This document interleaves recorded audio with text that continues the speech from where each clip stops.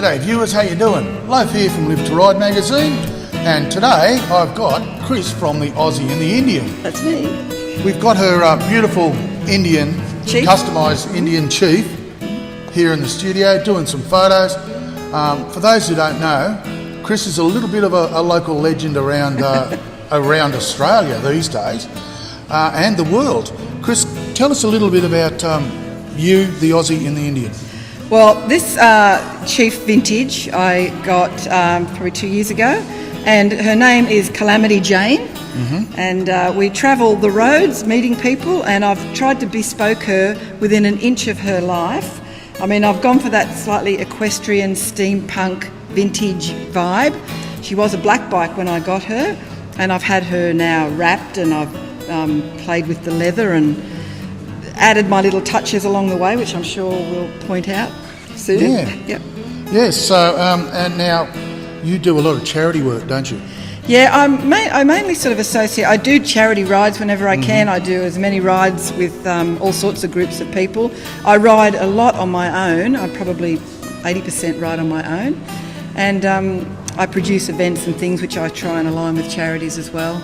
But this is my retirement plan. Oh. So in a few years, when my grandbabies are a little bit older, I'm going to be taking off and just travelling around Australia and meeting people, doing stories and finding some interesting things. All right, sounds good.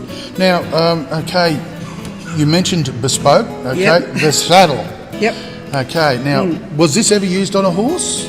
No, I got this new. So I found this. It's a wide gullet saddle. I needed something wide because of the fender. It couldn't be a normal saddle. It would have stood up too high. So I went for a wide gullet saddle, and it was all being tooled and done. But it was a lighter colour, so I've darkened the leather, and I've had it engineered. So it is properly docked on this bike, so it can take a pillion, even though it would be the most uncomfortable ride ever.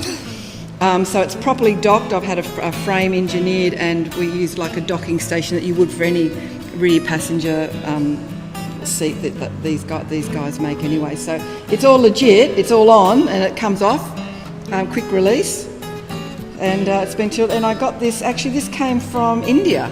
I found this one. This is from India. This bike's got a bit of every nation in it when we go around it, but this is from India.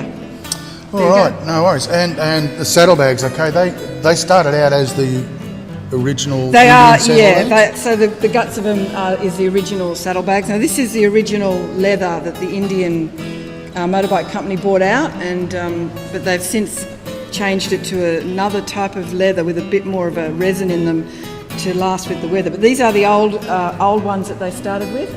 And what I had saddlebags that I had found in Japan made with this vintage leather. So they were on my old bike, and but they were useless because there wasn't much space, where the Indian saddlebags are deep and full and can carry heaps of stuff. But what I loved about what I had was this front part with that look. So I cut them up and got the drill out and drilled the bits, and so that's just really like a cosmetic overlay. Yeah. Oh, right. Okay. But it's effective. It works really well with the saddle. Yeah. Works really well with the saddle. Now, how long have you had this bike? Just shy of 2 years now. Okay. How many Ks have we done? Coming up to 20,000. All right. So you're not shy about getting on it and going for a ride. No, I do a lot. You know, Easter I'm just heading off to Broken Hill for the hell of it. Just on my own. I hope there's no Wolf Creek moments out there. No, I believe John Jarrett's still got to stay in Sydney. Now,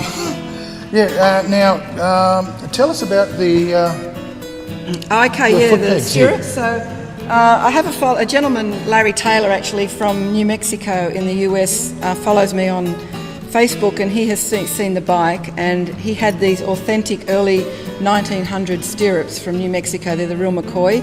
And he emailed me, said, Chris, these need to go on Calamity. And he freighted them over here, and they arrived, and so I've put them on. I mean, they probably could be functional as well. You could put them down, but they touch the pipes a bit. So again, it's more of a cosmetic design addition. All right. I don't know how safe stirrups are really on a motorbike. I don't know that I'd be game putting my feet in stirrups. Yeah. So, all right. Well, Now, you started out riding Harleys too, didn't you? Yeah, it started on Harleys, about 25 years on Harleys, and then swapped over to Indian for just a change of scene, and they're beautiful bikes. And when I got this, I just had these plans to. I mean, it was a black bike when I bought it, so it's got a vinyl wrap on it to create this whole vintage old look. Mm-hmm. I've added a full sound system, speaker system. I found old, authentic, vintage cup holders in places all around Australia that I've added. There's a gun holder with a toy gun, not a real gun. You know, cow head. Yeah. Okay. Now, a little bit about the helmet, just quickly. Mm-hmm. Yep. It's ridiculous, I know. But I found these in Sedona in Arizona. Little cows. They're actually Christmas decorations, but I love them. And the goggles are from a steampunk type of thing, but they are legitimately good ones. They're proper motorcycle ones. I found that in Bali. I think I found that cow. And then at the back here, I've got skulls and a bit of tassels. One can't have as many tassels. Yeah, well, I've noticed you do have quite a few tassels. Yeah, well, you know, and I never was a tassel fan, but for this look, I have to have tassels. It's all part of this look. All right, no worries. Now, where can people find you on the web? Well, the Aussie-theindian.com is my website, and all roads will then lead you to my YouTube station, my Instagram account, and my Facebook. So the Aussie-theindian.com. Easy to remember. All right. Chris, thanks very much for coming along and talking to us here at Calamity Jane. Thank you so much. It's been my pleasure. See you later, folks.